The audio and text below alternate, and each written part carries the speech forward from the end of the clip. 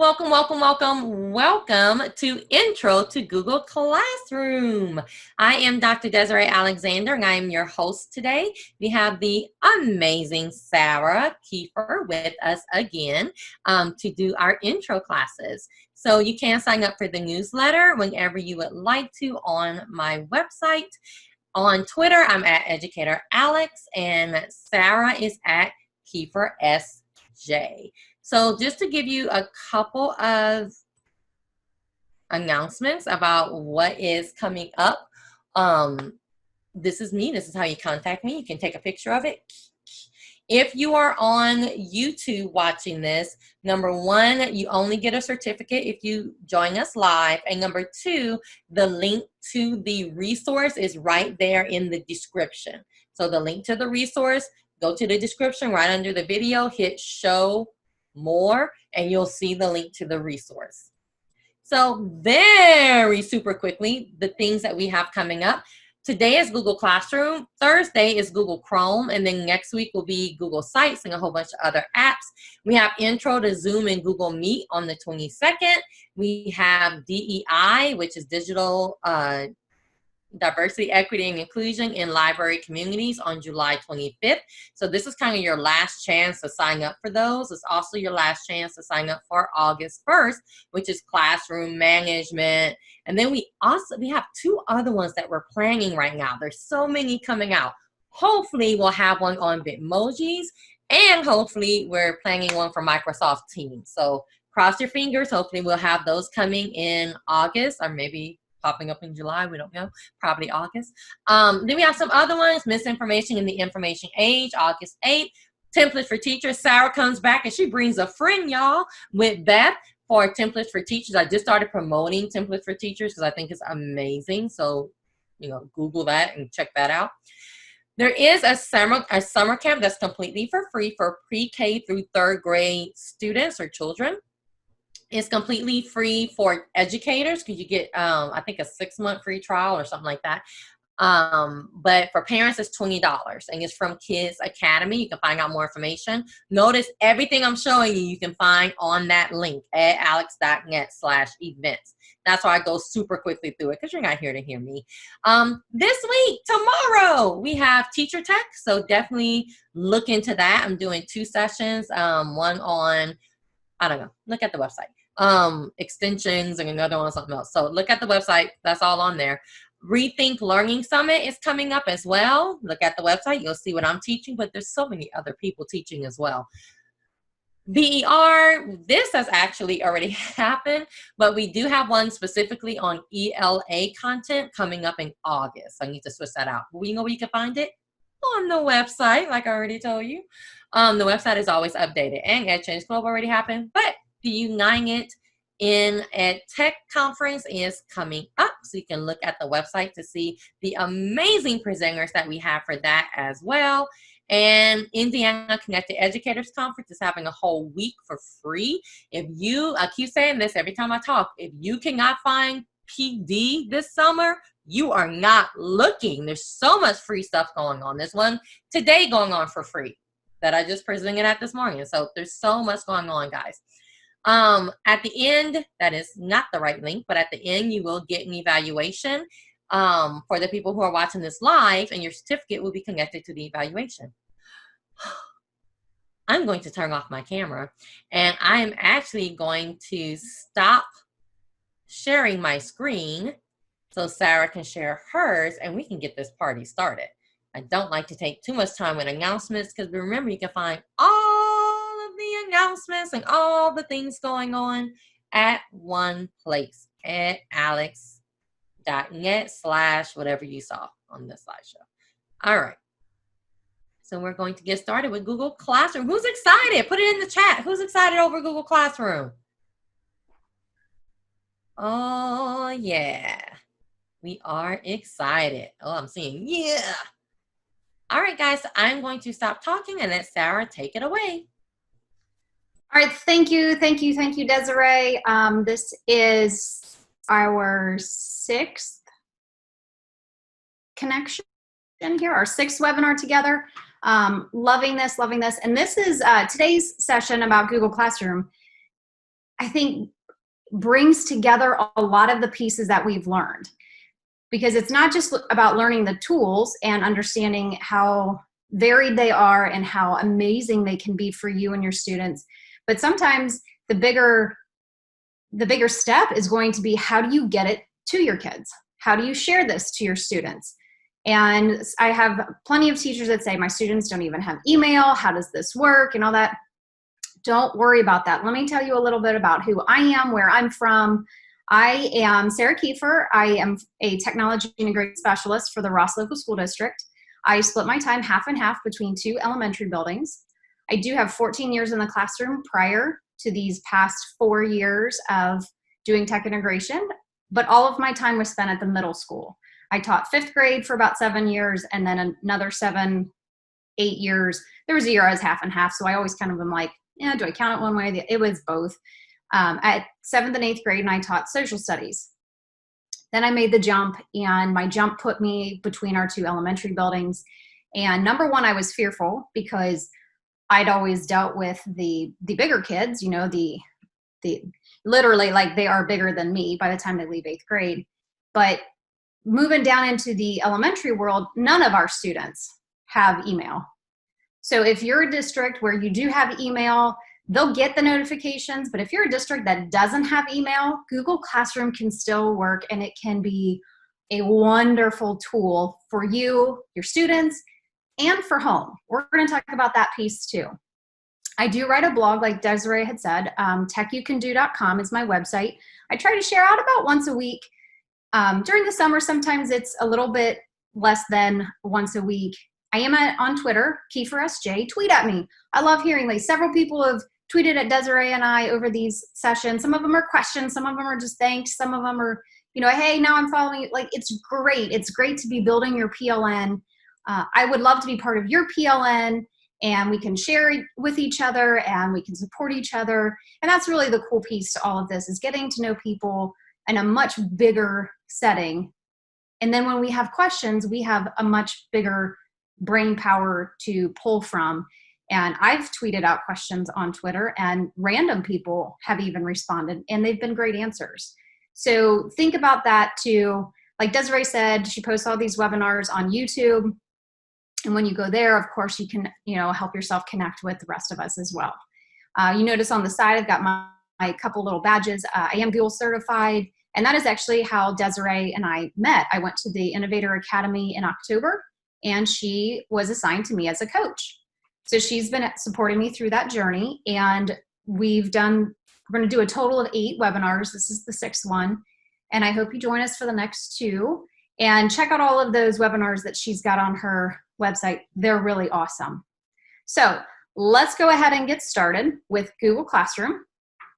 You have a copy of this presentation, and we're going to just jump in. Desiree's watching the chat. She'll pop in questions. If she doesn't get to it right away, don't worry. I think we're a great balance with each other. She kind of knows, like, what should be covered, what will be covered, and she knows when clarification is needed and all that. So I love having her. She's great. And we're going to go ahead and get started. So first thing I want to move on to is almost like I want us to just take a pause and stop. Yes, this is going to be all of the nuts and bolts of Google Classroom. How does this work? What's this setting for? Should I do this? Shouldn't I do that? Those kinds of things. But before we even get there, I want you to kind of just stop. And if you're taking notes, I want you to put your pens or pencils down. And I want you to stop, and I want you to think. What is the purpose of your Google Classroom? And I don't mean in the general terms of Google Classroom is a great way for me to get work to students and for students to share work back to me. And I can share my Google Docs with them. I can make copies of slides, activities, and all that. Stop and really think, like, what is the purpose of you using Google Classroom? And if you can't answer that very quickly and immediately, take a deep breath. And what I would suggest is, let's just take maybe 10 minutes, and I'm going to actually show you something that I wrote and I published on my blog not too long ago. I did a session on this with EdChange Global. I'm going to refresh this real quick. Yeah, there it is. I did a session on this with Ed Change Global, and I've linked the YouTube recording of it from just this past weekend. And I think that as teachers, we're very quick to organize and go, go, go, go, go. And sometimes we miss that reflective piece, or that piece where we take the 2 minutes and we stop and we go, what does this really look like? And Google Classroom can become a huge mess if we don't have some clear directions, even if only in our brains, to move forward with our Google Classrooms. And I'm talking about with little kids, it's especially important. With middle-aged students, it's especially important. And with your oldest students, it's especially important. Like, this runs the gamut, you know, whether you're using with kindergartners or seniors in high school. So what I've got here is I've got a whole nother presentation that I've created. And we're not going to go through the whole thing, but I do want to kind of hit on one key piece to it. So if you click here, it's going to take you to this presentation. And these are 8 big ideas for you to be thinking about, and maybe taking some time after we go through some of the nuts and bolts. Take some time. This one I do highly suggest that you make a copy of for yourself, because as you'll see, there is some information, and then there's also a reflective question. So I have created this as a way to force the reflection and force you to kind of think about the whys. But in the big, big, big, big, big one that I want us to all think about right now for the next few minutes is this perspective idea.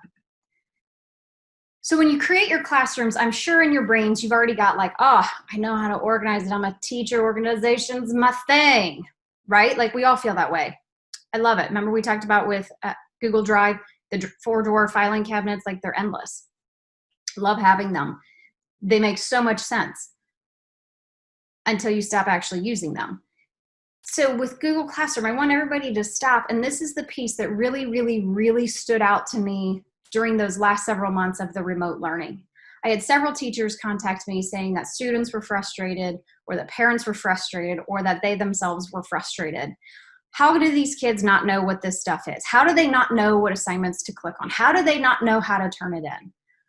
Well, that's easy. When we're face to face, we're standing over their shoulder. We're right here, right?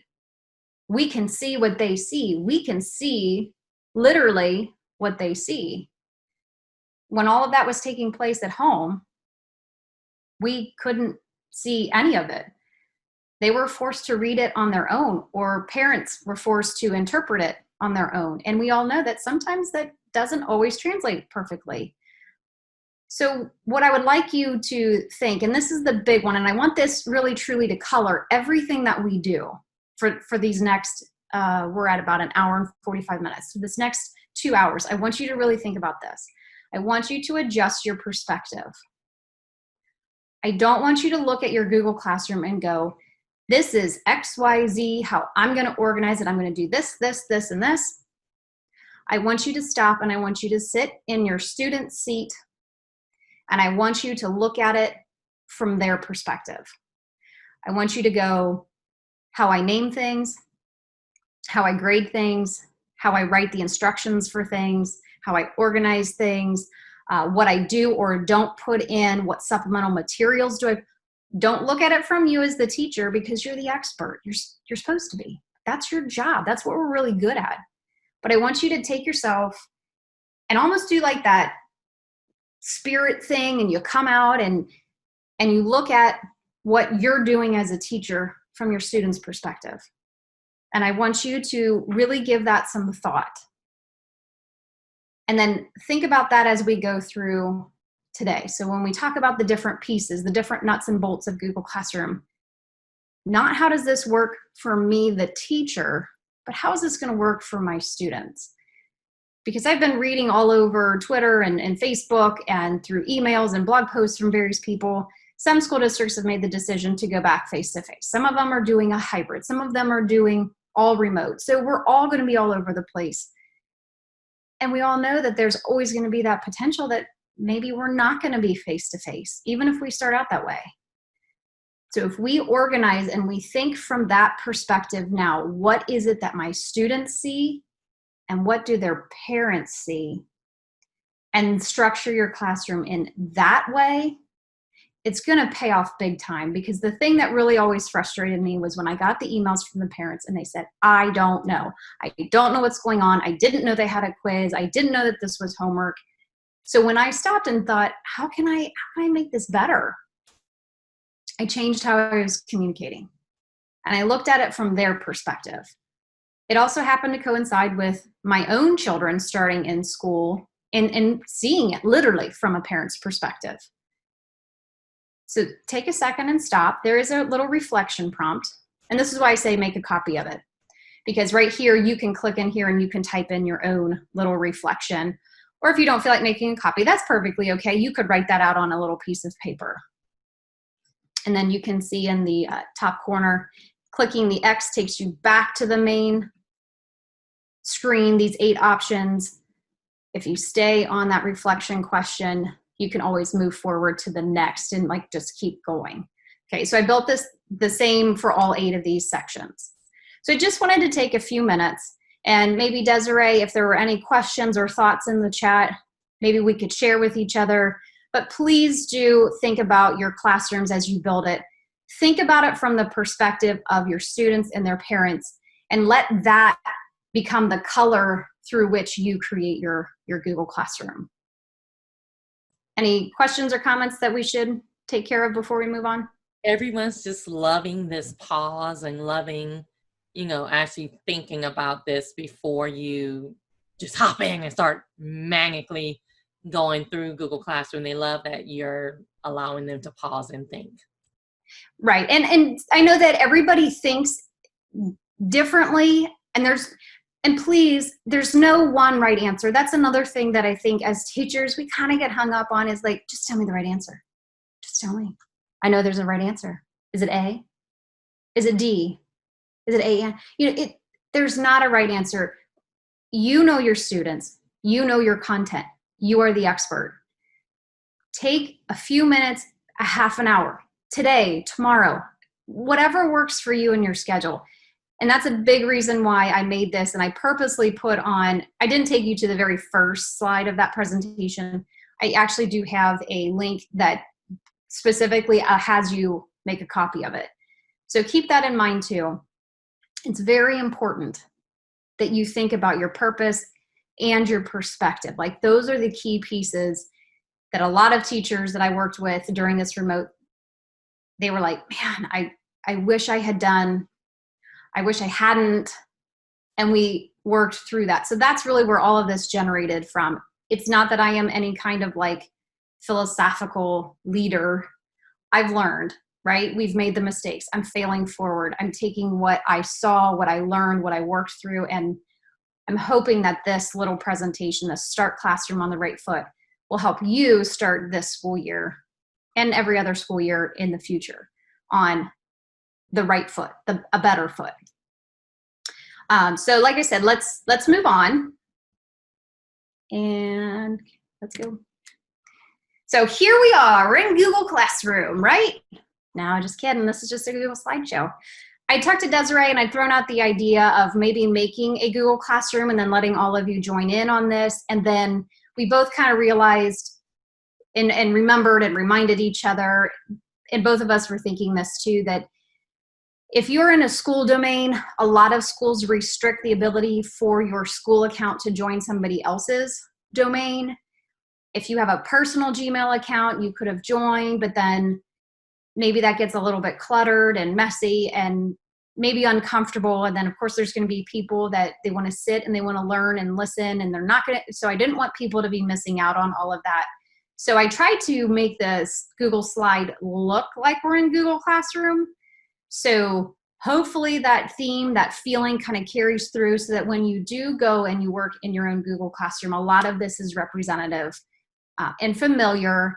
And like I said, with all the other ones, if you kind of start to see the same icons showing up over and over again, it makes you feel a lot more comfortable and a lot more confident. So really, 3 of these are fake and 3 of them are real. So obviously this one, giant one that says start here, that's where we're going to spend the vast majority of our time. I do give you a very quick link seems like add-ons and extensions are always big questions. I do have an entire one slide devoted to this, and there might even be a little bonus on there. So you can click here and that will take you directly to that slide. The resources, click here, take it directly to that particular slide. These three up here, the math, the science, and this Google certified, these are all just fake. They're not linking you to anywhere. They're just to give you that look. I wanted more than 3 in here, and I also wanted to show you the 2 different ways that you could be part of Google Classrooms. 4 of them are a teacher's perspective, and no, sorry, 2 of them are teacher's perspective, 4 of them are a student perspective. So keep that in mind when you're looking at them. I think now that my toolbar is covering it up, but yeah. So the big thing here I want to point out is when you go to classroom.google.com, up here is the URL right here. When you go there, you will see all of these tiles of any of the classes that you're in as a teacher or in as a student. This does mimic what your students will see. Obviously, they're not going to be in as teachers, so all of their tiles will look like they are students, and that's great. So you can kind of see the little bit of a difference here. If you're a teacher, you've got these 2 icons here. You can see a number of students. If you are a student, you might see some items that are coming up due. You'll see your teacher's profile picture. You'll also see these 2 little icons. Everyone will have this little plus sign. And this little plus sign allows you as a teacher to either create classrooms or to join. So again, it goes back to math class. You want to add something, you want to create something, it's the plus sign. Now, students should only have the join option. However, I have seen it where the domains are slightly off in their settings. They can be fixed, that the students, or they've added themselves wrongly, they've added themselves as a teacher so that they can actually create classrooms. If you see that, please do let your tech team know. We're not going to deal with that today. I just wanted to give you a heads up in case you see that and say, well, Sarah, my students are able to create classrooms. Unless you've really put a lot of thought into it, I would say that's probably just a mistake and get it taken care of. So we are going to go ahead and start here. We're going to jump into Google Classroom that you can do. And here's where I kind of break down those tiles so that you can see what does the students look like, what does the teachers look like. So I've numbered them, and you can see down here number 6 is the same for both, because that icon works the same for both the student and the teacher. And I think this is very self-explanatory. You could read through this. I'm not going to sit here and read through it to you. The one thing I do want to suggest that has become very helpful in my district, especially during this remote, but I think it will be something that the teachers will really enjoy and want to use moving forward, is they asked to create a fake student. So I, as a Google admin for our district, created a fake student account. It's not tied to an actual person. It's not tied to any kind of background data or anything. It literally is just a fake student that they could add to their Google Classroom so that they could see what the Google Classroom does look like as a student. Remember I said, like, adjust your perspective? What better way to adjust your perspective than to actually look at it from what the kids see? And then this way you could do that before all of your students join. So maybe you can kind of catch some of those hiccups or those accidental errors and that kind of thing. So keep that in mind. Not all districts are going to be comfortable with this. I did check with our tech director before I created any fake student accounts. He was perfectly happy for me to do that. So that's just, it's a conversation to have if that's something that you really do want. So keep that in mind. Those are the 2 views. You can always come back and check it out. We are really going to focus in on what does it look like as a teacher today. And again, perspective, right? You're the teacher, and we're going to think about it as the teacher creating the classroom with the idea that we need to keep that perspective of what are my students seeing. So anytime you see this cute little Google Classroom icon, see I'm wearing my green shirt with my yellow border, just like Google Classroom. I've tried, I don't know if you've noticed that, I'm kind of dorky like that. I like to match my shirt colors to our Google apps. I don't know. I'm a bit crazy. That's okay. So here we are on the home page of our Google Classroom that you can do. And I've put these little circles And it is interactive. So again, there might be items on here that you're very comfortable with and you say, well, Sarah, while you're talking about this, I'm going to dig a little deeper on the other thing. And that's fine. Play around with this. If you want to stick with me, that's great too. Just know that all of these little circles will take you out to another slide with some information, and be looking for those things. They might actually lead you to more pieces. So keep that in mind. So you can see all of these little circles on here. We will cover as many of them as possible. And just like on my other ones, if we don't get to it, please know that each of them does have information contained with them that is included on the resource. So as long as you have a link to the resource, you will have everything, even if we don't quite get there. So pop your questions into the chat with Desiree, and let's go ahead and get started. Let's start with the settings, right?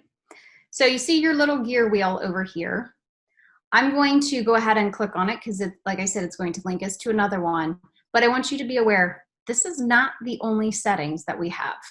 So just keep that in mind. Let's click on that little settings, and it's going to take you to this page where I do have a little video tucked in. So this is what is an example of what I was saying, how if we didn't get to this slide, most of the time I have like a little video, or I've got all of these different little chunks all around that can help you better understand what this is about.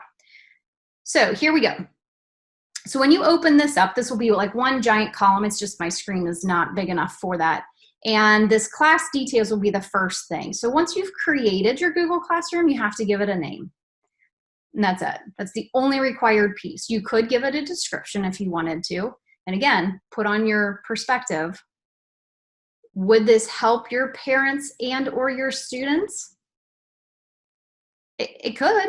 And especially for your older students, obviously they'll be the ones reading this too. For little ones, it might be better and helpful for parents more so than for like a first grader to read the description. It's optional. It's there. You could use it. A section, so if you teach the same class multiple times, maybe you have section 1. You could kind of liken that word section to period 1, period 4. Just use those numbers. If you would like to include the room number that you typically meet face-to-face with them for, and then what subject does this go with? Math, science, social studies, or like I said, none of these down here are required, but the class name is, and you can change it. But keep in mind, from a student perspective, if I name this class Google Classroom You Can Do, and then in a week I change the name, and you were a student in my class, you'd have to be specifically aware that we've changed the name, right? Otherwise that might be confusing, because if the student is looking for Google Classroom You Can Do and it's no longer there, they might get confused. So yes, the name can be changed, but I caution you and make sure that the students know that you're changing it. And then right below the class details, you're going to see this general section. And this is going to be really, really powerful. This is going to be really helpful. Your class code is going to show up here. This little, remember the shark tooth? If you've been with us before, I like to name them kind of fun names. That little shark tooth, click on him. He's going to give you a little drop down, and you're going to be able to do a few things. Number one, you're going to be able to make changes to your code. You could disable it. If you're not going to want any additional students to join, you might want to disable it. You can also re-enable it. You can change the code. If you, for some reason, need to regenerate the code, you can do that there as well. The stream right here, students can post and comment. This is a big one. And here again, think perspective. Students can post and comment in Google Classroom. There's going to be that little line that says, students can type here, and then you could respond to them. Other students can respond to them. You can turn that off. You absolutely can. So when you click on that little shark tooth, you have some options. You can have that they can post and comment, that they can only comment, or that only the teacher can post and comment. And that's great. That's a lot of flexibility, and it's choice. And a lot of teachers want to jump to that only the teacher can post and comment. And that's fine. But I also want to share an idea with you here too. And I know I said I'm not going to get real philosophical. I'm not. But when I have this conversation with my teachers, typically it's because the kids are posting, what up? Hi. You know, oh, more homework. You know, whatever their little fun comments are going to be. And the teachers just, they're exhausted. Like, I've got everything else that I've got to do. I don't want to deal with this. Well, right. You don't, and you shouldn't. But just turning it off also means that those kids don't learn what's appropriate and what's not. All they learn is that they can't. And from my perspective as a tech integrationist, I'm looking at a much larger picture. And remember, I came from 7th and 8th grade. Where do you think I got those comments from? It's what the students posted for me. Great, more homework. Thanks, Mrs. Kiefer. And I took offense to that. And you know what I did not do? I didn't take that time to pull that student aside and say, hey, that's not appropriate. That's not okay. This is school. This is a school setting. This is not okay for you to post. Now, was it the world's worst thing? No. But I could have taken that as an opportunity to teach that student that's not appropriate for this setting. If they want to do that on their own little social medias and all that, that's them, that's their parents, that's their conversation to have. But maybe if I have that conversation with my students, all of them, and we practice that, and they fail a little bit by posting, what up? And we talk about that. Maybe then when they do go outside of our classroom walls, whether it's the 4 actual physical walls or it's our Google Classroom walls or any other LMS that you're talking about, and they go off on their own, maybe some of that will carry through. Maybe they'll go, oh, well, these are my friends. I can say, what up? But when I'm at school, I have to type, Mrs. Kiefer, I have a question. You know, we can use this to better serve our students in the long run too. But we have to be willing to take the time, and we have to be willing to let them make those comments. And, you know, it might help you get a better understanding of your students. You might be posting that because maybe they're bored. Maybe they're not sure what they're supposed to be doing. Maybe they just want to kind of poke the bear a little bit and get your attention. Well, they have your attention, right? So give them a little bit, but use that as those teachable moments. That's just my little spiel on it. I know not everybody is going to agree. And I even had this conversation with a 2nd grade teacher who I highly respected. And I said to him, I said, if you can start laying that foundation now, and then the 3rd grade teachers have that same conversation and those same reinforcements, so does 4th grade, so does 5th grade. Think about that. They've had then how many years of hearing that same thing about appropriate behavior, posting online, in the classroom. I mean, we spend a lot of time on behavior anyway. Maybe this is just a newer conversation to have. And then when they are high schoolers, maybe they've already got that right idea in their head about appropriateness, and maybe that helps. So that's my 2 cents on it. Change the setting as you see fit. And this might be a great conversation to have as a team or as a grade level, and everybody does it the same, so that it's not that, well, she's doing it this way and she's doing it that way kind of spiel. And then here is a great one. And we're going to talk about this when we actually jump into the stream. But the stream can become a very, very large place of a lot of stuff. So hold that thought. We'll come back to this one, I promise. Oh, I need to change that little doodad. And then the final chunk in this settings is grading. So you can, on your calculations over here, obviously this little learn more, actually when you're in your Google Classroom, if you click on that, it will take you out to another website that will give you far more detailed information. So be aware that that is there. That's not something that I am giving you that instruction. It's right there on Google Classroom in that grading calculation.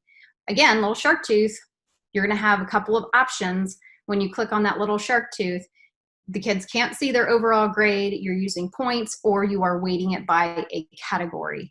And then the categories come down here, and you can add in categories. So this will become a little bit more clear when we get into the grade book section of Google Classroom. And then right here, you see this little toggle switch is currently off. So the students do not see their overall grade.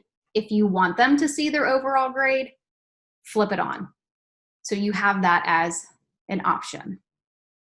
All right, Desiree, questions? Are we good? I'm just taking a quick drink. We are good. Okay. So I'm going to go back to the main home screen. So we've dealt with the settings up there in the gear wheel. Let's jump to the waffle right next door. So when you click on that little waffle, you're going to see that it has very quick links to many of the other Google applications. And I point this out because sometimes we do need to get somewhere a little bit quicker. You have your bookmarks bar and all that kind of good stuff. And notice that there's a little scroll bar here, so you could scroll and you'll see a whole lot of them. This is also customizable. So this is just an image, so I can't do it. But if you were to click on Gmail, you could click it and pull it up, and it will bump calendar over, and then Gmail will be your first link, and then calendar, and it'll just bump everything. So you can kind of customize your waffle. And this is just for you. So this is not impacting anything for the students. I just wanted to note because it is an icon that shows up on the main page. So let's go back to home. And I'm going to just come down here because this shows up on the same page as our waffle. And then I'm going to stay there. So the waffle, this select theme and upload photo, the class code over here, and I believe the little question mark are all together on one slide. So you can see that the background, this shady part image of the banner in my Google Classroom looks like my slide deck because that's what I did. I took an image of it and I inserted it. So I use the upload photo. So you can upload very customized classroom banners. There are a lot of people out there. We actually have one on my Templates for Teachers website, and that's templatesforteachers.com. That was the webinar Desiree was telling you about that's coming up in September that Beth Kingsley and I are going to do together. She put on there some templates that you can take and use and you can customize. And then you have different fields for your different classrooms. I'd suggest allowing your students to help you create this. What simple way to help them take ownership in their Google Classroom. And every time they open this up, they go, I helped make that. Or they help you come up with the theme and then you create this together. Google does also provide some of these, I would call them generic. They're already in there. You can select from them. They're great. There's nothing wrong with them if you want to take a little bit quicker of a route. Or it's going to automatically assign you an image as the background anyway when you create a Google Classroom. So you're going to start with something. And that's where I say maybe one of the first activities is you have the students all create their own banner. Like, what would you like to see as our classroom banner? And maybe you're a teacher that has more than one classroom, so you could have more than one banner being created. And then maybe the students have to present them and they have to then vote on them and justify and say, hey, this is why I think this should be our banner. And then they can vote and all that. You know, it could be an initial activity that you do with your students. It's just a thought. You don't have to, though. And then over here, this is amazing. It didn't used to be there. I used to use an extension for this to happen. And then they just incorporated it right into Google Classroom. And I just wanted to say thank you, Google, because that little code right there is real tiny. And if you're going to have students join using a code, there are two ways to have students join. And again, that kind of goes back to that start classroom on the right foot. We talk about that piece there too. This little code right here for little ones, Q's and P's and B's and D's and capital L's and, or capital I's and lowercase L's, they kind of all tend to look similar. And then entering in these codes takes a long time because then you're troubleshooting because they're not putting in the right letters and all that. So when you can just click on this, I call it a broken square. When you click on it, it's going to project your code very large on your screen. So if you're doing this in person and your computer is connected to a smart board, a projector board, you're projecting it somehow on your wall, it becomes very, very large and it becomes a whole lot easier for your students to read.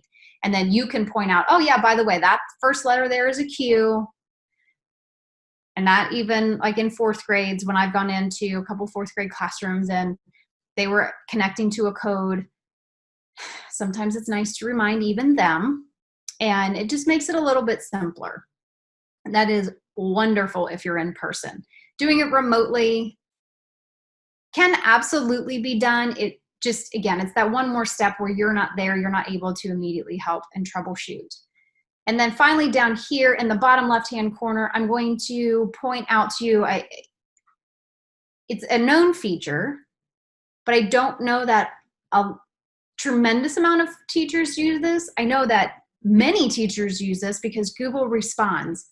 So if you have a question or you're having a problem and it feels more than, I could call it Desiree and Sarah and ask them this question, and it feels like something is almost broken in your classroom or it's just not working the way that you had assumed that it would, that little question mark down there will give you links to 4 different areas.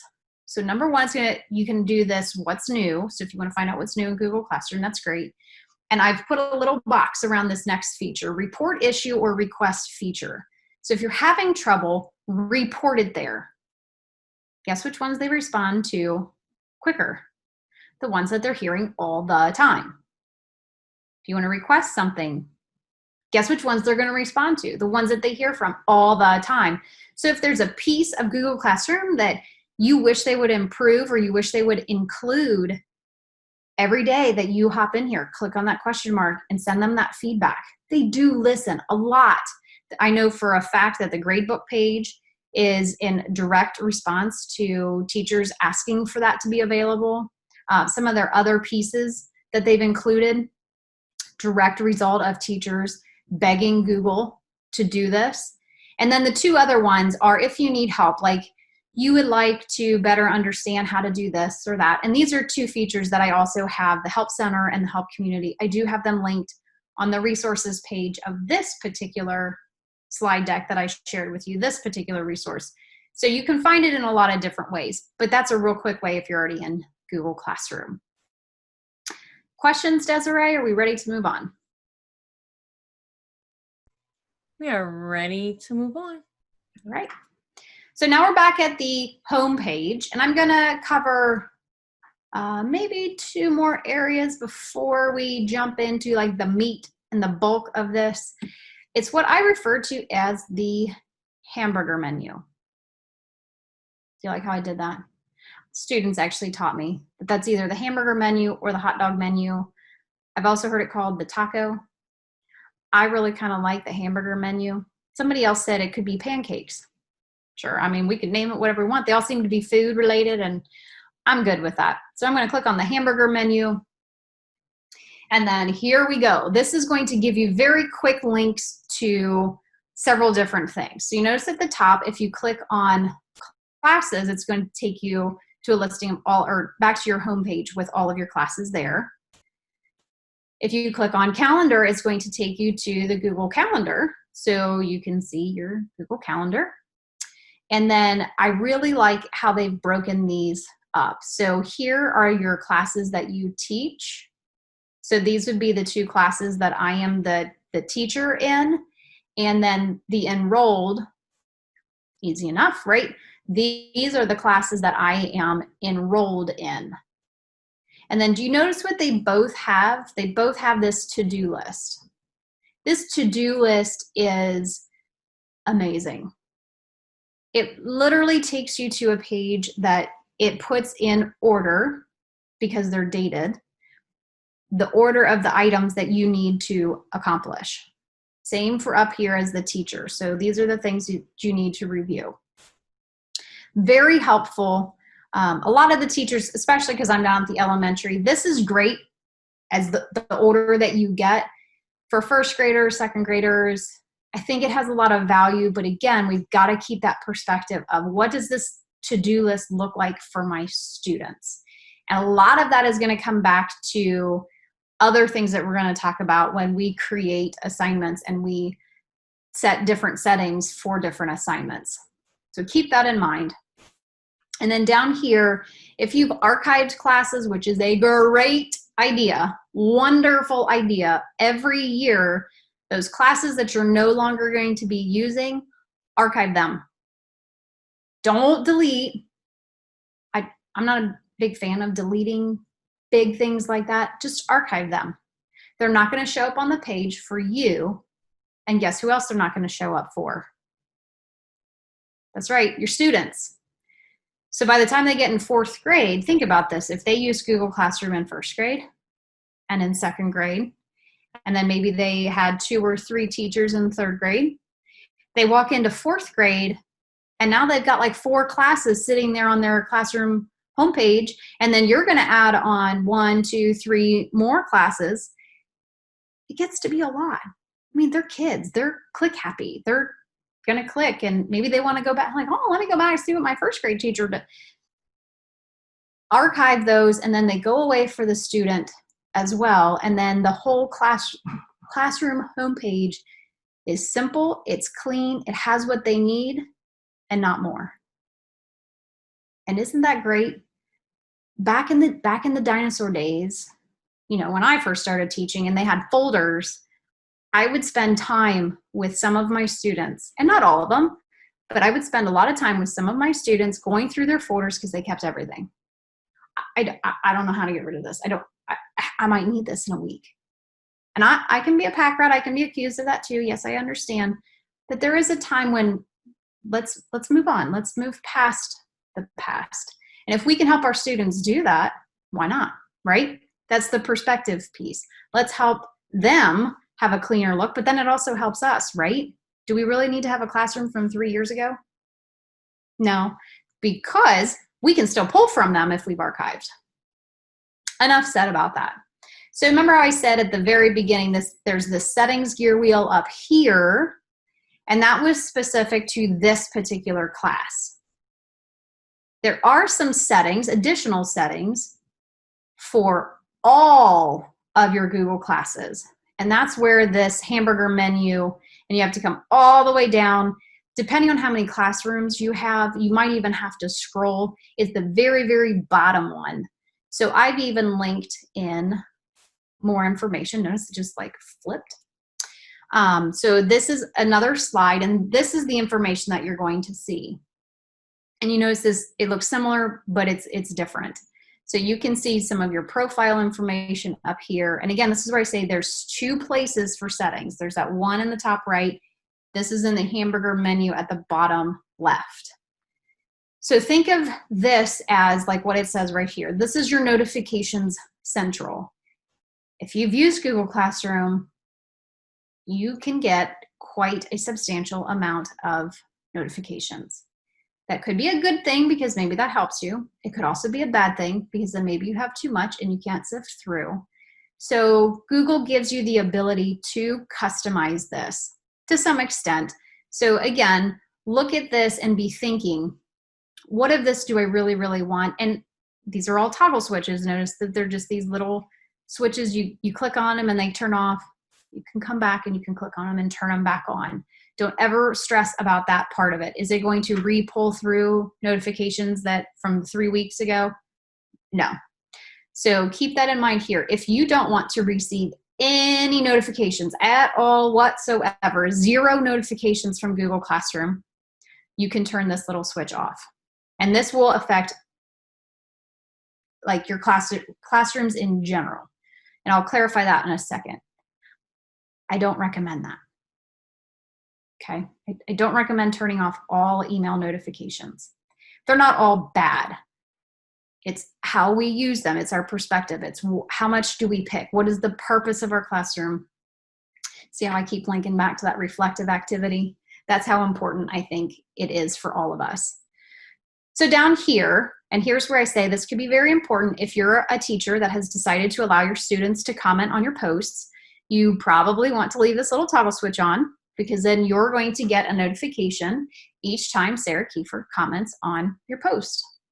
It helps you be aware, and it helps you stop any of the oopsies before they become too big. Comments that mention you, so if you're tagged in a comment, which if you're in a domain, you start typing in their name, yes, it's going to pull through your email and then it will show. So that's what they're tagging you, they're mentioning you. And then any private comments. So if you've just connected with one particular student, it will notify you that that particular student is responding to your comment. So those three are all about commenting. I like how they broke them up like this too.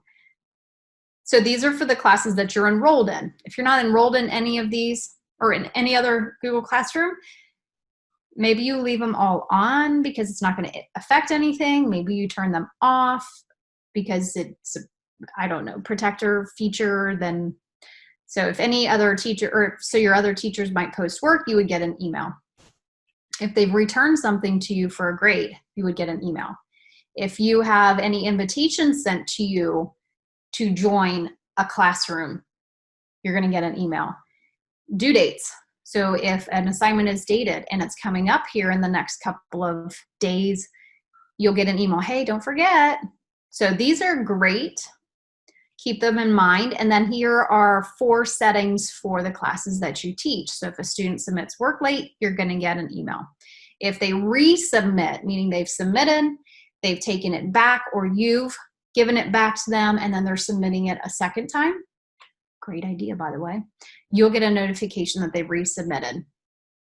If other teachers ask you to join their class, so it would be the co-teaching idea. And yes, I do have that included in that reflective activity about using co-teachers or having co-teachers. If they ask you to join, so if I wanted Desiree to be part of my Google Classroom and I added her in as a teacher, she would automatically get an invitation in her email unless she has the setting turned off. And then if any of your posts published or they failed to publish, you're also going to get an email. Think of that as like a confirmation piece. And then finally down here at the bottom, so think through these settings. And then down here at the bottom, when you click that little down caret, it allows you then to say, I want these settings for this class, but not this class, or for both classes. So keep that in mind. You'll be able to then select, and it will give you the entire list of classes that you're able to, and because this is enrolled, it will include these classes as well. So any of your classes, maybe you don't want any notifications from this class whatsoever, turn that off. Maybe you want, and again, you have to, it's like an all or nothing. So whatever you select up here, it's for this class, everything you've selected here, and you can't change it. You can't customize it per class. And the video will help out with that as well. And sometimes I will say, playing with the settings to some extent, if you're not really sure, you might want to get your feet wet, leaving all of them on, and then you can see where your better situation is. So again, like I said, you could turn them off, but you can always turn them back on. And again, it's all personal preference. There is no one right way, and we're all different. I may really enjoy getting notifications for a lot of stuff. You may not. So that's the other settings gear wheel. It is kind of hidden though, isn't it? In that hamburger menu. All right, we're going to go back home unless people have questions. All right, so back to our home page. We've covered these 2 up here. We've covered these 3 out here. And let's click here. Let's see where that takes us. So these 3 right in the center of the screen. This is the upcoming for this particular classroom. Any of the assignments that you've put dates with, like you've given them a due date, they'll show up here. Now, it doesn't extend out to infinity.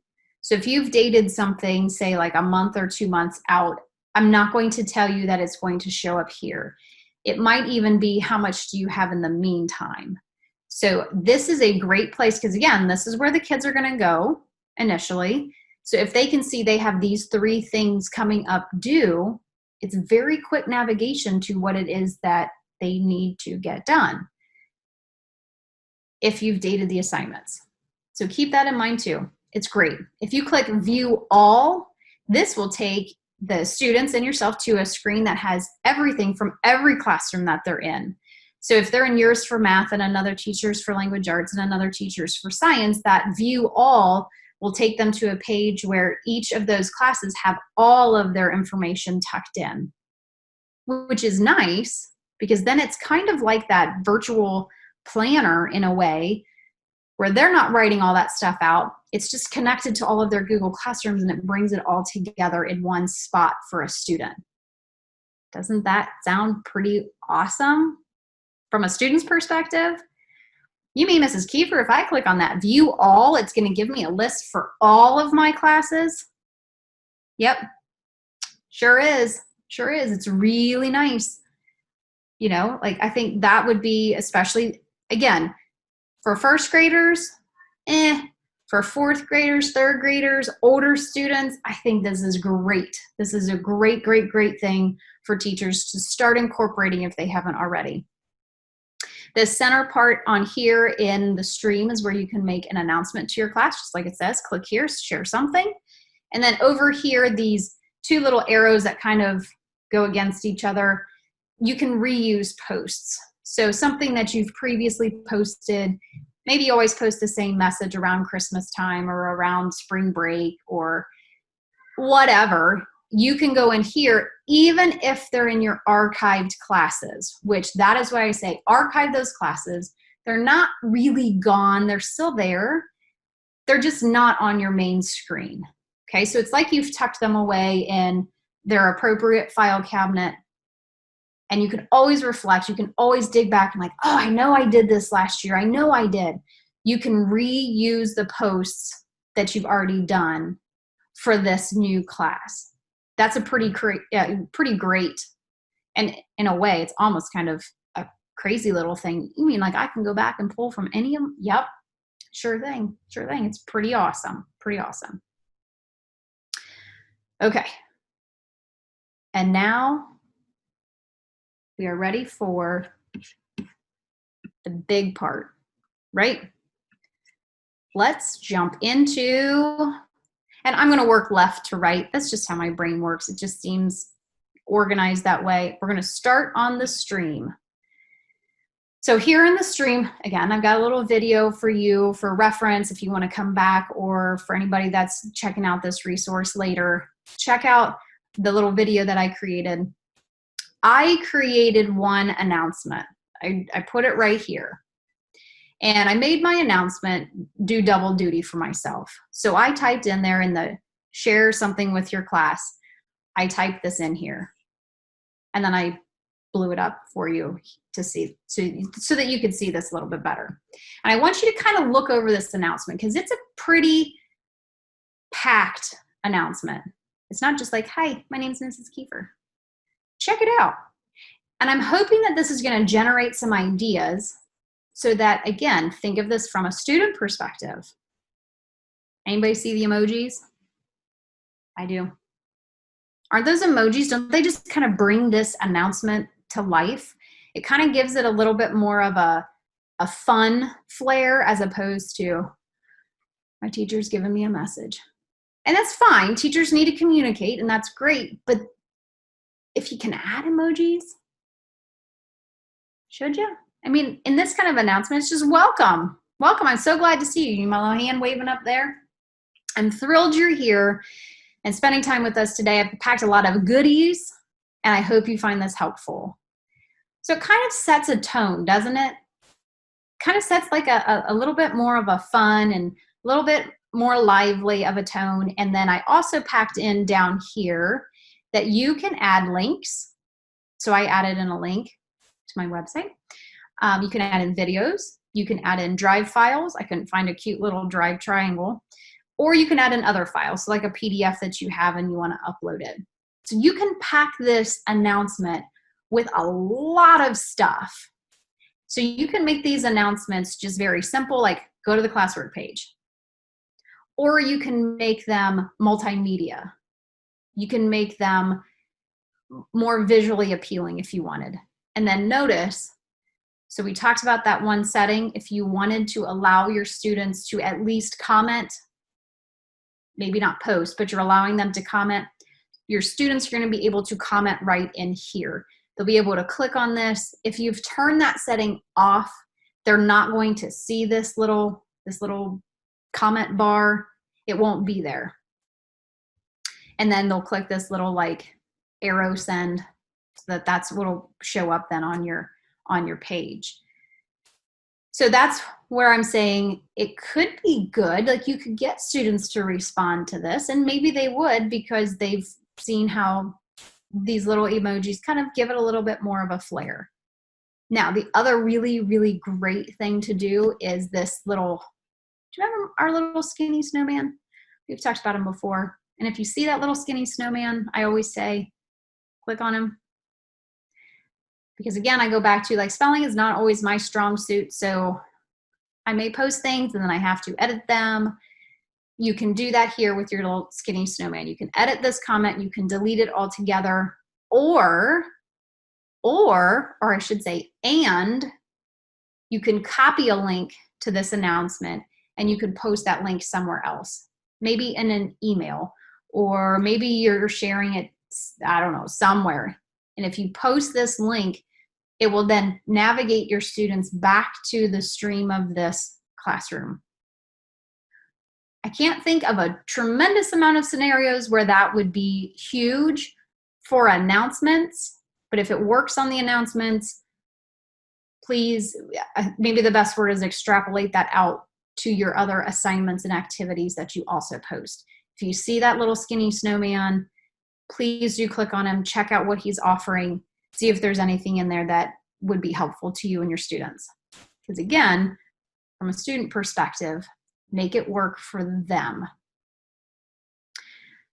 So Desiree, do we have any questions on the stream page? I think we are good to go, ma'am. All right, so let's go back home. And let's talk about classwork. This is the big one. This is huge. This is really where it all happens, okay, in classwork. Oh, that's not the right slide. Hang on, let's get there. There we go. Sorry, I'll have to adjust that. Classwork. So again, I've taken a screenshot and I'll actually go into the classroom that I created this on in a moment. But know that these little reference points are there. This is great here too. We're not going to dive too deeply into this, but just know that you can quickly access your Google Calendar. You can quickly access Google Drive for this particular class. Your students will be able to do this as well. Theirs is only going to be their work. This class drive folder is automatically created for you when you create your Google Classroom. And you can go into your Google Drive and you will see a classwork or classroom folder. I changed mine to green because the icon is mostly green. And then inside of there will be a folder for each of your classrooms.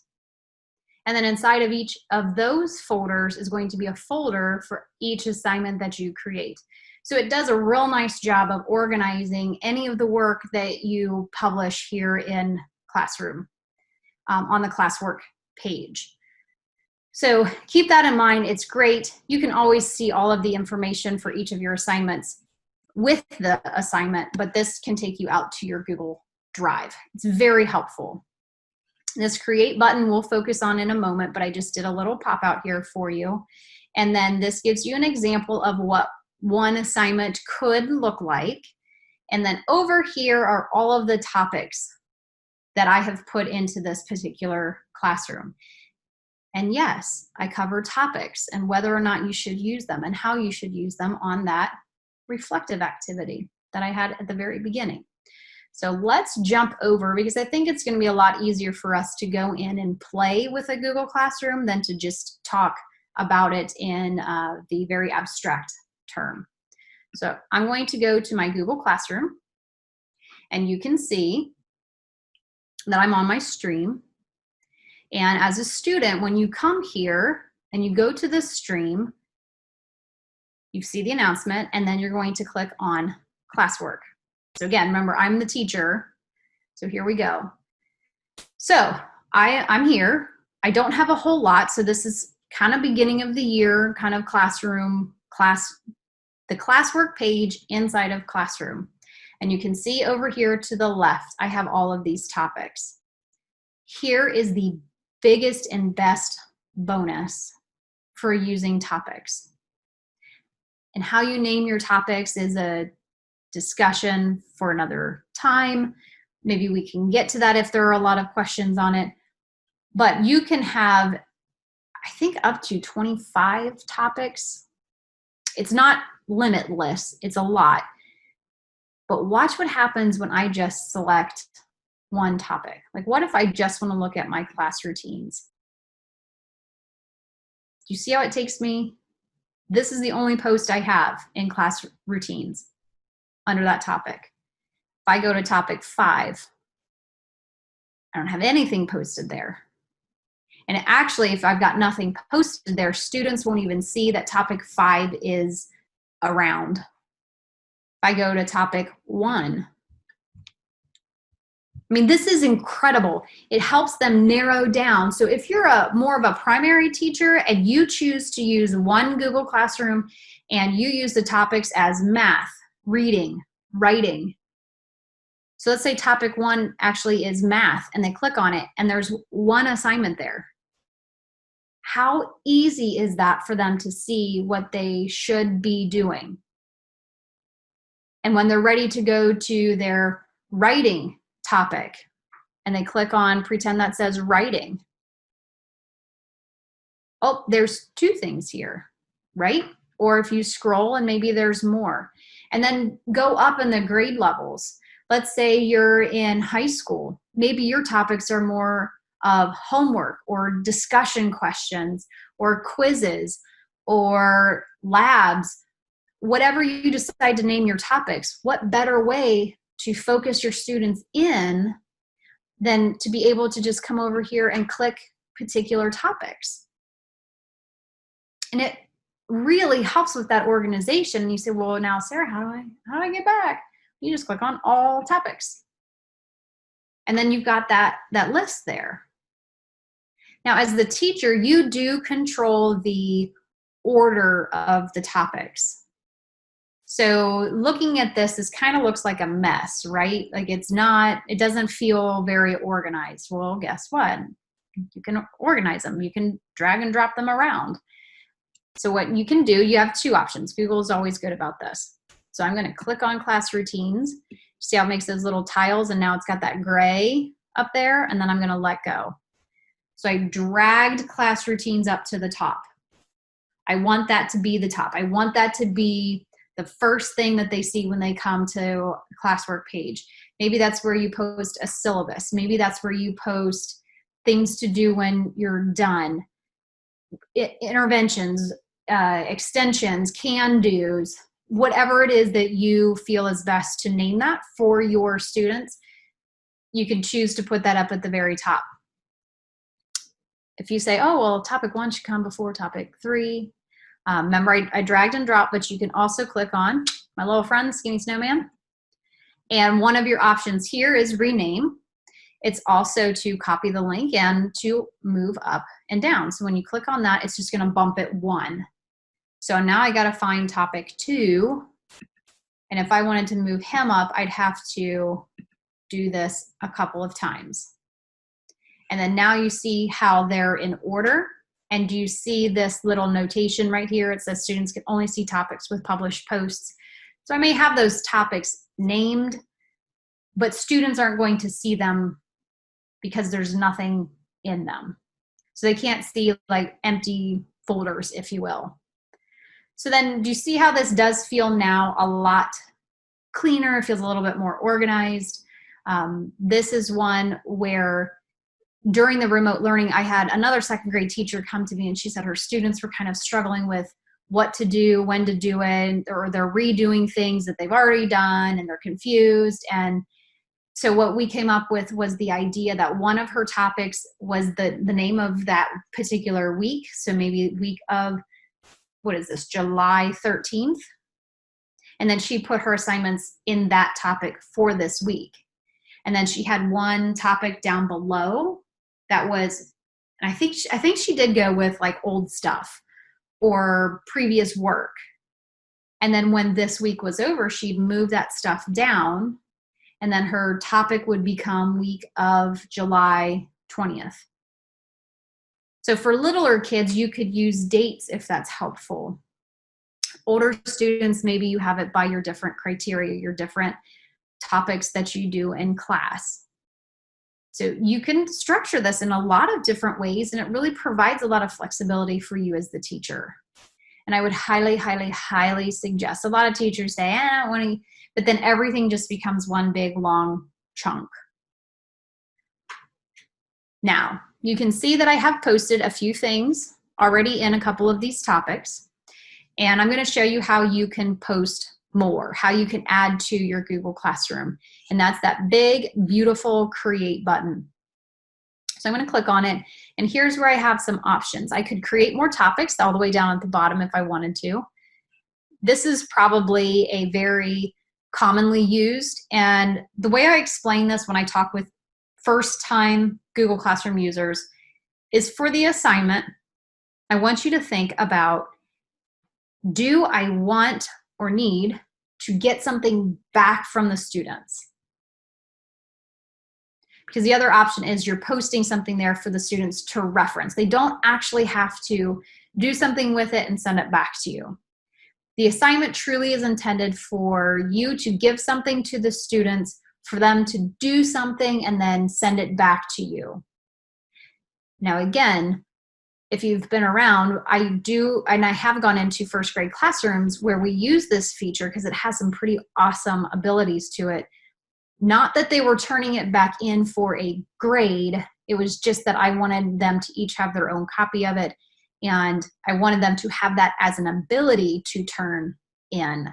So keep that in mind with assignments. A lot of teachers go, well, that's only if I'm going to grade something. No, we're actually going to create an assignment in a second. Quiz assignment, I think this is a very simple one. You can create a quiz this way. Google Forms works wonderfully with Google Classroom. This is definitely not a level 1, but I just want to throw it out there. I worked through this with a 4th grade teacher who wanted to have quizzes in Google Classroom, wanted them to be self-grading quizzes, and wanted the quizzes to come back to Classroom so that the students could see and they could go over their answers as a class. It was actually a pretty crazy and very setting specific thing to accomplish. We worked through it. I wrote a big workflow and talked about the different settings that need to take place. None of our kids have email. Remember that. They're not getting any of those email notifications. They don't need to have email. It's not a requirement. And for some students, younger ones, or maybe your older ones, if they don't have like a very specific instruction on how email works or the purpose of email or why would I use email or that you even know that you have an email, email doesn't mean anything. It's just a thing and people talk about it. So keep that in mind too. There needs to be some instruction along with that email too. Otherwise, why would the kids know that they have a Gmail if nobody talks about it? Oh, well, you just get these notifications. Well, where? You have to have some kind of instruction around that. None of our elementary students do, and we love Google Classroom. We use it. So a question is a pretty cool item to have in Google Classroom. You don't have to create a form for this. You don't have to create a document for this. You literally create the question here in Google Classroom. And this is one where it's really great if you do allow the students to comment back and forth, or you use questions for fun reasons, like what's your favorite pizza? Maybe you're going to have like a pizza party on Friday. You're going to surprise them or something. And you want to know how many kids do I need pepperoni for? How many are allergic to, you know, just the cheese, or maybe there are kids that like the deluxe. I always think of food questions, I guess, when I come to these little examples. But it could be, you know, what's one thing you remember from class yesterday? What was the best thing that you learned the last 2 weeks? What did you do over summer break? These questions could be open-ended. They can also be multiple choice. This little icon right here, material, might be that you just want to put something out there for students to reference. Maybe it's a PDF, maybe it's a Google Doc, maybe it's a video, maybe it's your syllabus or the school handbook. It could be a lot of different things, right? It could be a website. So that little icon right there just means that you're posting that there. They don't have to do anything. It's not something you anticipate getting back from them. And then here's that reuse post with the same idea of when we talked about it on the stream, to where if you've posted something before, you can reuse it, even if it's in your archived classes. So you can take that and it pulls it forward into this one. So let's go ahead, let's create an assignment so we can see this all in action. It'll take you to this screen, and if you've been a Google Classroom user, I think this changed 6-8 months ago. It hasn't been a full year just yet, but it has slightly changed. I think it was just a smaller window, and now it's the full screen. So here's where perspective really comes into play. And something that I highly suggest that you think about, 2 things. Number your assignments, and think about the use of emojis in a very intentional and very specific way. So here's my thinking on this. If you're face-to-face, awesome. You can stand right here behind your students and direct them to each of these assignments. If you're in a blended learning, a hybrid type learning, or you're in full-on remote learning, numbering assignments can be a very, very quick and accurate reference point. So obviously assignment, and I would do a 3-digit just because you never know how big you're gonna go. I get that from Alice Keeler, who suggested using 3. She works more at the college level and she has a lot of PD. I also do see the value in you just never know how many assignments you might have. And if you really come to love this, keeping them in order, if you've already got the 3 numbers going, makes it very, very simple. So she even recommends using the little hashtag, the pound sign, the little number, whatever people call it these days. And maybe you call it, maybe you're on assignment 5. Even our littlest ones, and it's very quick for our oldest ones to find assignment 005, because I do think that the little ones kind of recognize numbers faster than they might all of the letters, especially putting letters together into words. Numbers are great. You could write that on the board real big, like when you email parents, the 005. It's a very quick and easy reference point. Not that there's a right or a wrong here, but I do think that this is one of those, it pays off in the long run. And then when you take that number and you also carry it over into your grade book, and then the parents log into the grade book piece and they have a question about assignment 005, whatever the title might be, they come back, and if they see this in Google Classroom because their students logged in, it's a quick way of putting the 2 together. So that's why I 100% agree with Alice Keeler. I love this idea of numbering your assignments. And whether you're writing it down on paper, like in a paper grade book, or you're just going ahead and you're putting it on your digital grade book, keeping these numbers together, it will also help keep you organized and aware. And you might even go, oh my gosh, I'm already on assignment 20 and we're only on the 2nd week of school. Maybe that's time where you take a deep breath and you go, oh, maybe this is too much, right? And then these numbers also pack a powerful punch because you're putting these with your assignments. You're not going to put this necessarily on material because the material is just a reference piece. So these numbers really show, like, these are the things I need you to do, and here's how you find them quickly. So you can start out with a number. That's tip number 1. And then you can add in emojis if you would like. So let's come up with an assignment. I always go to social studies. So let's do read chapter 5 and answer the 3 questions attached, right? Now, this is clearly a very nondescript, very general, who knows what subject this is for. Now, you could incorporate an emoji just for the reading aspect. If you're a social studies teacher, maybe your content currently right now is world history. Maybe you throw in a globe, or maybe you're studying medieval China and you throw in a knight or whatever. You could find emojis and attach them. And my favorite website is Copy Paste Emoji. And there's plenty of them out there. You'll find tons of them. And this is how simple it is. I'm going to look up a knight. And I'm going to grab this. I'm going to copy those swords. I'm going to come back to my classroom. And I'm going to tuck it right after chapter 5 as just a little reminder that we're talking about medieval, right? Now, it doesn't appear to be a big noticeable thing, but you'll notice when we go back to the classwork page and we start to see these little emojis in random places, they also become a very quick identifier. You know, it's that assignment 5 with the swords on it.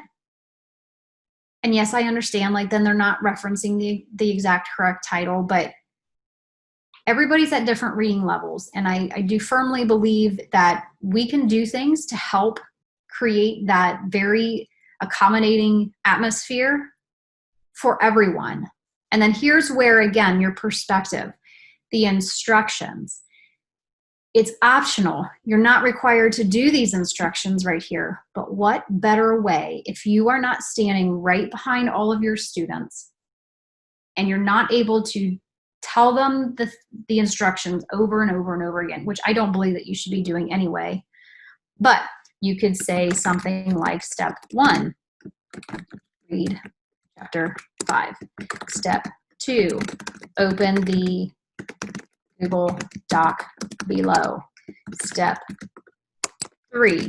And again, if you make this clear and you're in a hybrid, you're in a blended learning, you're at school and students are working at their own pace, you're teaching them to be independent students. If you go about this, and yes, you could go too far, I guess, but can they come back to you and say, well, I didn't know that I had to read first? I taught 7th and 8th grade guys, like they had all these different kinds of excuses. I'm not just making this up. Like, I heard this stuff. So think a little bit proactively and think about some of these students that title may not make a whole lot of sense. Maybe they have, executive function issues and they need a little bit more support. This is a great way to support our students, whether they're in front of us or they're at home. And as a parent, look at it from a parent perspective. If I had a step-by-step like this, there is no question what my child should be doing or not doing, because that's not part of the step-by-step instruction. Now, do you have to do this for everything? No, but I do also think, like, however many steps you get to, maybe your step, that seems a little bit much. Let's go to step 5. Don't forget to click the turn in button when you are finished. This was a big thing for a lot of the teachers that I worked with, was the kids were not super accustomed to clicking that turn in button. Some of them were sharing their work with their teacher from the slide or from the doc that they were working on. Some of them didn't do anything with it. Yes, the teachers can go in and they can see it from their perspective, but reminding them, click that turn in button. And once you start getting them into that habit, it's going to, again, pay off in the long run. A little bit of work on the front end for us, yes, but in the long run, they're going to get used to that. They're going to understand that. They're going to be like, oh yeah, I have to turn it in. And I always would try to reference like the real life, like the tangible, concrete type things. When we first went digital, I'd tell the kids, like, if you didn't hit that submit button, it's like you didn't bring it up and put it on my desk. and I didn't get it. I'd give them some leeway. But again, like I said, I was with 7th and 8th graders. After a while, it almost just becomes, you didn't turn it in, now it's late. But, no buts. Like, we're 3 months into school. You and I have had this specific conversation 4 times already. You know that you need to hit the submit button, right? Because you liken it to something that's very concrete in their world. It can help them get into that habit. Now, I go back to, we've just barely begun creating this assignment. You have 2 options here. Most likely you already have a document, if that's what you're going to attach to this assignment, or a slide or a form or something. You've already got it, and you can click here for add. And maybe you're adding in a YouTube link to help support this, or you're adding in a PDF. Maybe that's how your textbook or your material works, that you've got a link for them to go through and read chapter 5, if it's not an actual physical book or an online digital subscription to a textbook. You can add in these links here. You could also just click this create button if you wanted to, and you could right now, in creating the assignment, create the actual document that they're going to be doing their work on. And it could be any of these. So I'm just going to go ahead and create a document, and it's going to pop me out into a new window. And then first thing I'm going to do is name this. I'm going to name it chapter 5 questions. Oops. Sorry, I'm still getting better with my left arm. Trying to get up there a little bit easier. And then, do you have to put names on these? No, absolutely not, because I'll show you why in a second. So maybe, oops, I got to come down here into my document, and let's do question 1. What is blah, blah, blah, blah, blah. Question 2, where was blah, blah, blah, blah, blah. And question 3, who did blah, blah, blah, blah, blah. And then maybe you space it out. There you go. Jazz it up, do what that's not what today's episode is about. Go watch Google Docs, the intro that Desiree and I did a couple weeks ago, if that's of interest to you. When you come back to your Google Classwork, you've got the document here, and don't worry, it just takes a minute for the name to pull through. It will. But here's like the best thing about Google Classroom. When you create assignments, keeping in mind that means like you're intending to get something back from your students, this little shark tooth is your best friend, or your worst enemy. I'm just saying. Could be your worst enemy if you forget to do this. This little shark tooth, click on them, and you have 3 options. My absolute number 1 favorite is the make a copy for each student. It's glorious. When you click this, you've literally just spent the time standing at a copying machine. I stopped being the copier's best friend when this came about. I didn't have to go stand there and make my 75 to 90 copies for my 7th graders, or the same for my 8th graders. I didn't have to spend that time. I had it digitally, which is what I did anyway. I created it on my computer, I printed it out, and then I had to go make copies of it, right? Google Classroom allows you to skip that whole middle section. Do you have to worry about the copier having paper? Mm-mm. Do you have to worry about whether or not you're allowed to use the color copier? Mm-mm. Color up these little bad boys. Put in pictures, put in maps, put in graphs and charts and whatever it is that you want, or have the kids put it in too, into your documents, your sheets, your slides, whatever you're sending out to the kids, and then make a copy. And voila, you just stood at the copying machine for what, 2 seconds? Boom, you got it. And it's there. A copy for each student. This is fantastic. This is probably my favorite feature in creating assignments.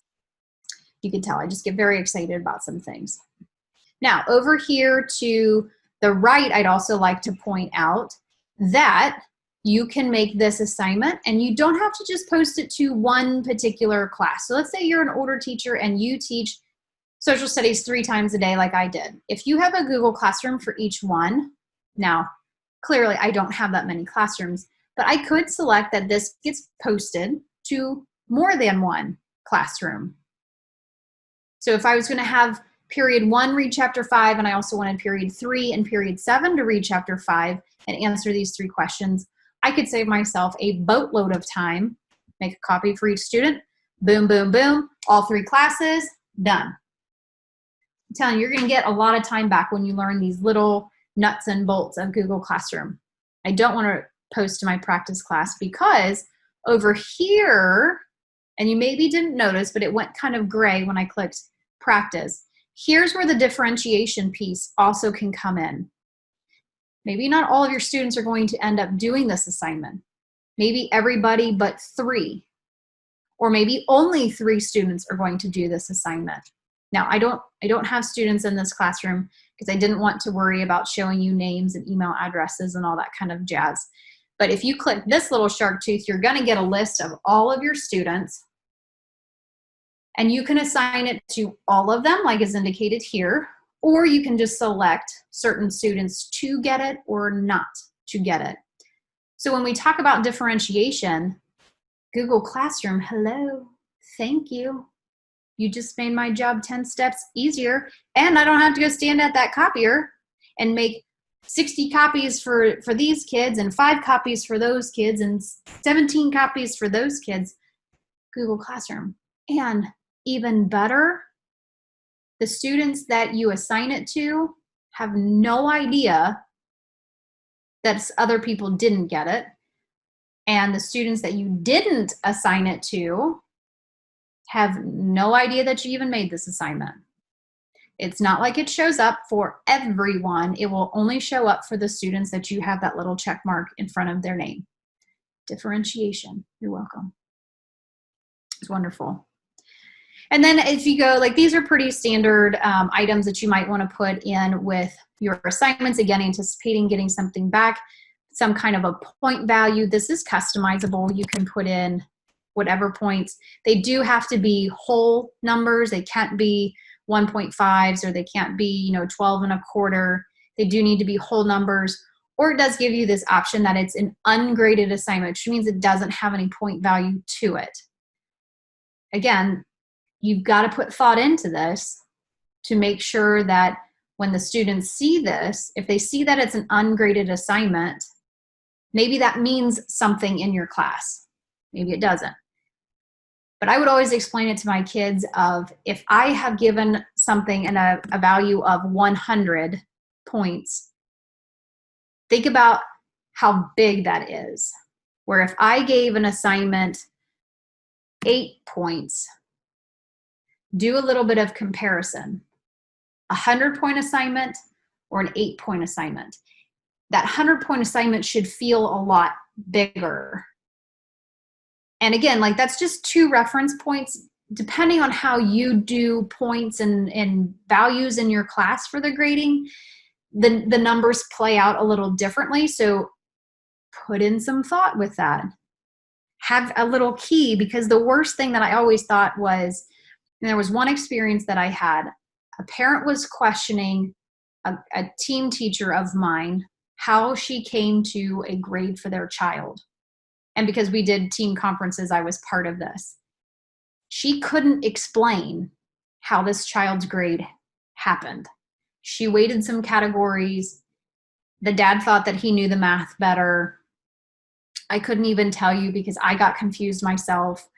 But I never wanted to put myself in that situation. So think about how you're grading. Think about what your grades mean and whether you have to follow district guidelines or you're free to do with what you want. Perspective. What does that 8 points say to a child? What does that mean to your student? What does that mean to the parents of that child? If they see something worth 200 points,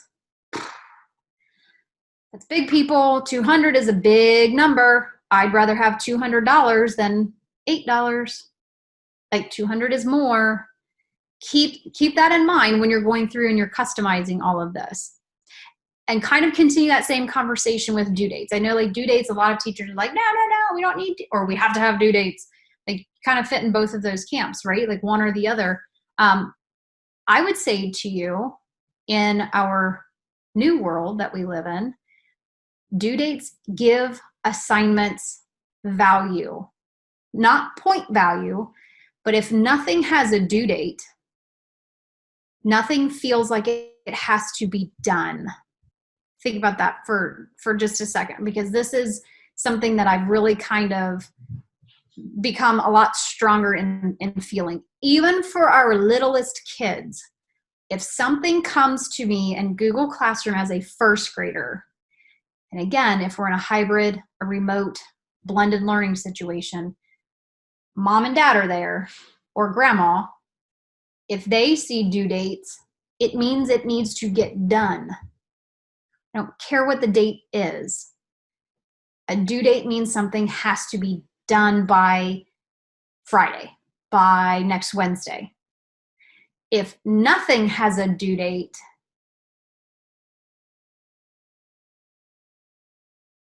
right? Silence. Nothing. Now, everything may have to get done, but that goes back to your expectations, your perception, your ability to have communicated that. I like due dates. I believe in due dates. A lot of times I need a due date, pay this bill on, have these tests graded by, this PD is going to happen on.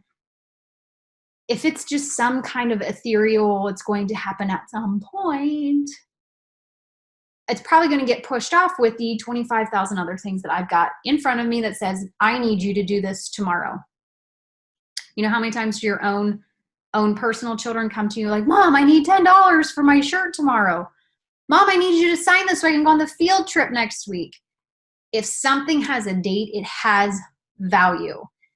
Keep that in mind. Now, I will say, I do love that I can pick a date and then I can also pick a time. I don't think the time is as valuable, except for the older you get. I do think that this time has a value for your high school students. Elementary, middle school, I still kind of feel like I'm not 100% one way or the other. But the day itself, time can be very helpful. But the time doesn't have to be there. But I do highly recommend this. And then your assignments or your not materials, anything that you post in there that doesn't have a due date, maybe that says to the kids, these are the optional ones. And again, by putting a date on there, it will now show up on their to-do list. It will now show up on their Google Calendar. It puts it in order when their 6 classes come together on that view all to-do list. It's going to happen because you put a date. Topic, here are those topics that I've created. Maybe I'm going to put this into topic 3. And then this feature, I'm not going to consider this an intro because it's relatively new. I still think there are a few little hiccups with it. A couple of teachers that I know have tried it. It's not as smooth a process yet. It's getting there. It just came out of beta, which is just like their practice world. So keep an eye on that. Rubrics, I think, have a lot of value, and I think we'll only see them grow and become more useful. But for today's purposes, I'm going to hold off. Now, what we're also going to do, because I just noticed the time, is when you're ready to push this assignment, or maybe you're not ready and you're like, oh my gosh, I got to get to my next class, or we've got such and such to do here in 5 minutes. This little shark tooth, remember him? Click on him. You have the ability to go ahead and assign it, like right now. You can schedule it. I love this. I always tried to plan ahead and get these things.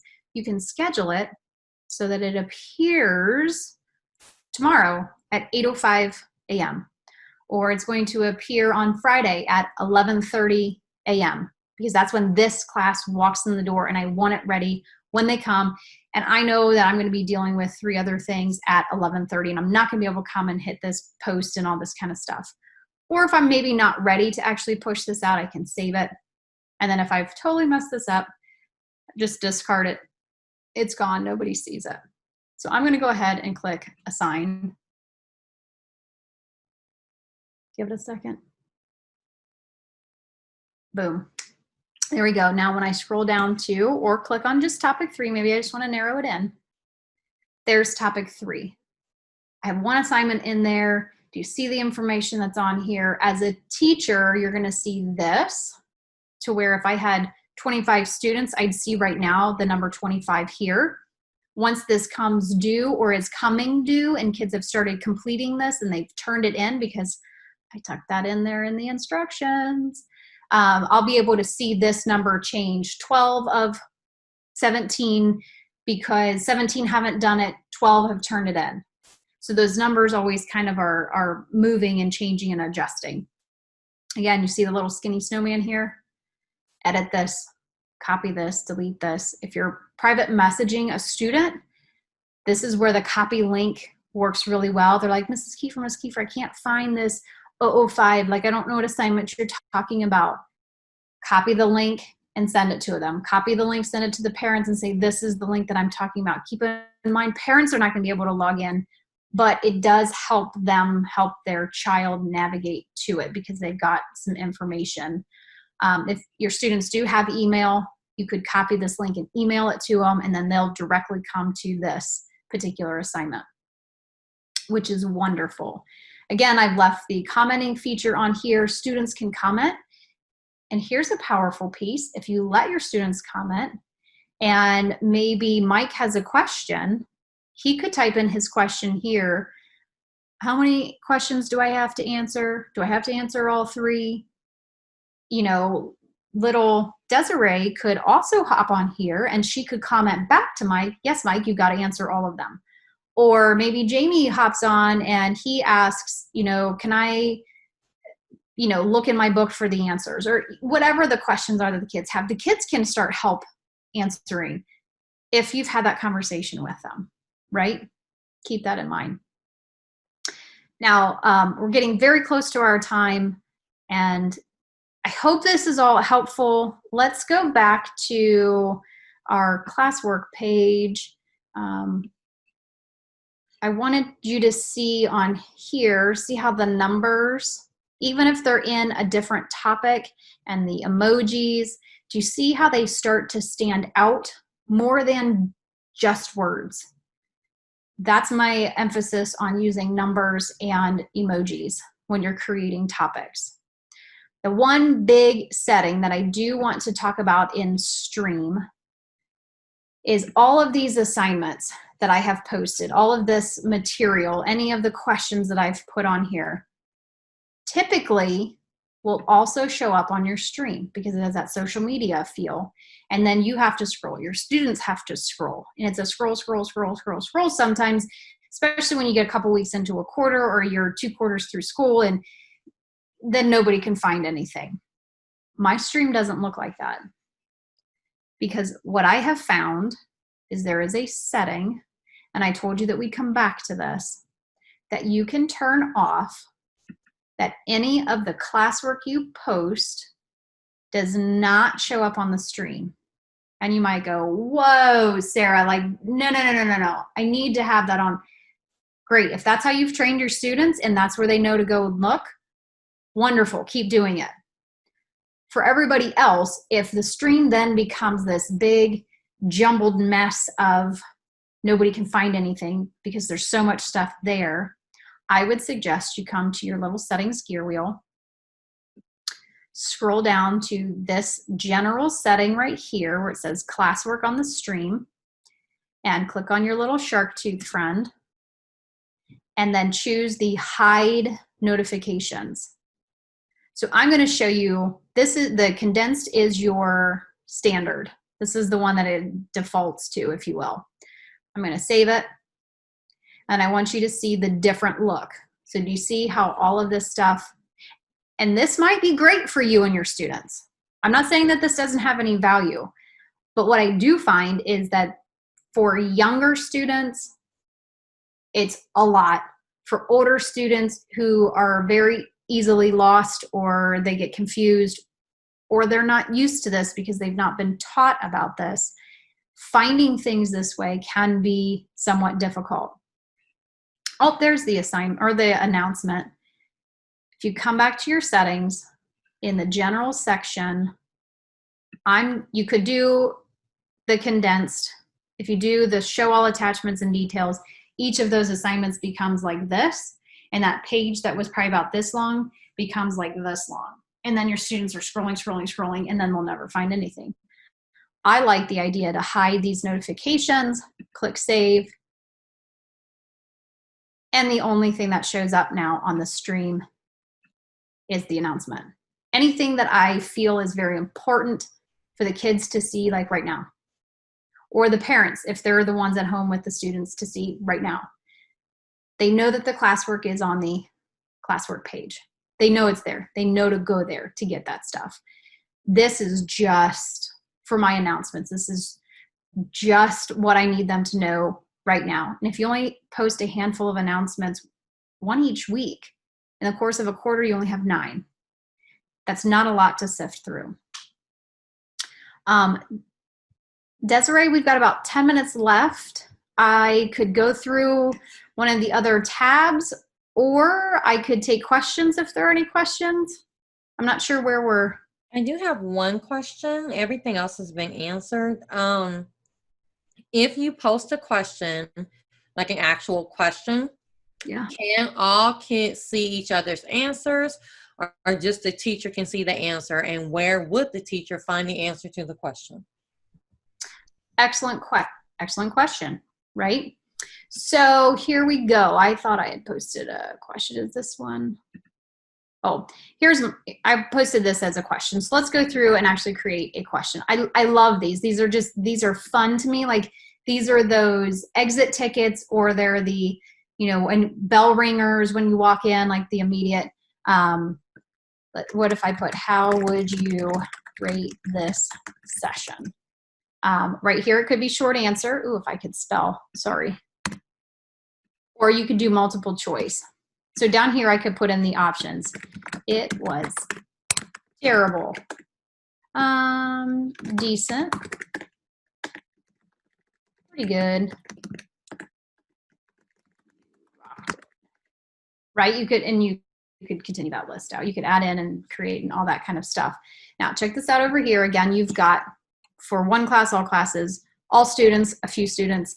Give it a point value, don't give it a point value. Give it a due date, don't give it a due date. Put it in a topic, and then look at this right here. Students can see the class summary. Right now I have it on, so yes, students will be able to see the summary of the answers. If you turn that off, no, they won't. Now, you might want to turn that off so they don't see it immediately if you're trying to get, like, did they get a concept from yesterday? This is more like just a for fun type thing. If you're looking at to get it, to see if they get a concept, maybe you want to take this off. But as the teacher, if you're comfortable and you know what to anticipate when you do this, you could pull up your screen and project it, or take a screenshot and share it out later, and then have that class discussion. If you're okay with the kids seeing what everybody else posts, and again, it kind of goes back to, like, what's the purpose of this question? Is it a for fun one? Is it like, what did you do over the summer? Or what did you do over the weekend? Or is it a heavy hitting, like, I want to know, did you learn this concept from yesterday? You can turn that, students can see the summary on or off. And again, the asking, the scheduling, saving as a draft. Now notice, I did not put it in as included in on a topic, so it throws it up here to the top. So that's another thing to note. If you don't include a topic on it, it pops up to the top. Now, if I wanted to put in a topic, I could just drag it and drop it down here into my class routines. And now it's part of that topic, and it carries that topic with it. And then I'm curious, they go back to stream. Yep, didn't show up on the stream either. They have to go to Classwork. Now, here's an idea. If you want them, what if I did copy this link and I come back to the stream and I say, please answer this. Could you post that link there? That might be a way to use that copy link for an assignment. And then this is the first thing that they come to, and they do see this first, but already they've got to scroll down to my second one. So be creative, try things out. Fake students work really nice. If over the rest of this summer Or even throughout the school year, what you might want to do is create a practice Google Classroom and maybe have a couple of teachers that you work with join as students into yours. And maybe you return that favor, you join a practice classroom from them. And then you guys can kind of practice that out. Sandbox, it might be a term that you are familiar with. And then you can try these things and really see, like, what does it look like? Fake students are great. Sometimes using real teachers and getting that real life person as the responders can go a lot further for you. Now, I know that I'm running out of time. There's so much in Google Classroom, and I apologize that I didn't get all the way through this, but please do know I have the same information, I should say similar information in there for people as well as grades, and then you can always come back and refer to this when you have time or rewatching the video. Please reach out. If Desiree, if you see any more questions, I can go ahead and stop sharing my screen so that we can take a little breather and go over anything that you still need to hit on so that we can all get out of here, because we just spent 2 great hours together. Thank you, everyone. So Sarah, thank you so much. Google Classroom is always a beast of a class. So thank you so much. I do love that you started with breathing and actually, stopping and thinking about everything before you hopped on in. So I do want to say a couple of things to everyone, that the link to this video will be posted on on YouTube. I also have a Google Classroom Basics that we did like right when the summer started on YouTube as well. So I really suggest almost putting those two together and watching it, because people are asking like, oh, what about the grades tab? What about, the student side? And I feel like I went through that stuff, but I didn't go through the breathe and think about it deeper stuff. So I feel like if you put both of these together, you have like the ultimate Google Classroom class. So I'm posting the link to the one that I did earlier this summer that you can do as well. And put the love in the chat. I mean, she not only puts all this together, she gives you all the information she has in her soul, and she also color coordinates her outfit. I mean, come on, y'all. Put it. And I'm not fashion. I just thought that was kind of cool that I could do that. I'm not a fashion person. Put it in the chat. So Sarah, thank you so much. We appreciate you.